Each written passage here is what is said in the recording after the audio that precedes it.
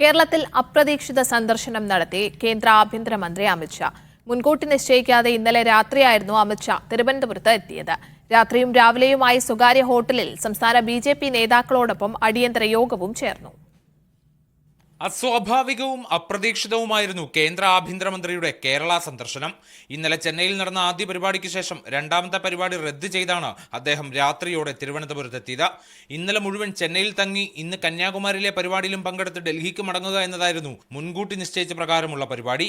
ഇതാണ് ഒരു രാത്രി കൊണ്ട് മാറി മറിഞ്ഞത്. ഇന്നലെ രാത്രി തിരുവനന്തപുരത്തെ സ്വകാര്യ ഹോട്ടലിൽ തങ്ങിയാണ് അമിത്ഷാ പാർട്ടി യോഗം ചേർന്നത്. തിരുവനന്തപുരത്തെ NDA സ്ഥാനാർത്ഥി രാജീവ് ചന്ദ്രശേഖർ, ആറ്റിങ്ങലിലെ NDA സ്ഥാനാർത്ഥി V മുരളീധരൻ തുടങ്ങിയവർ യോഗത്തിൽ പങ്കെടുത്തു. രാവിലെ രാജീവുമായി വീണ്ടും അമിത്ഷാ കൂടിക്കാഴ്ച നടത്തി. അതിനുശേഷമാണ് 10:30 കന്യാകുമാരിയിലെ പരിപാടിക്കായി മടങ്ങിയത്. BJP സംസ്ഥാനത്ത് പ്രതീക്ഷ വയ്ക്കുന്ന ഏകമണ്ഡലമായി തിരുവനന്തപുരം മാറിയതോടെയാണ് ദേശീയ നേതൃത്വത്തിന്റെ നേരിട്ടുള്ള ഇടപെടൽ മണ്ഡലത്തിൽ വരുന്നത്. അതിന്റെ ഭാഗമായാണ് അമിത്ഷായും തലസ്ഥാനത്തെത്തിയത്. തിങ്കളാഴ്ച പ്രധാനമന്ത്രി നരേന്ദ്രമോദിയും തലസ്ഥാനത്തെത്തും.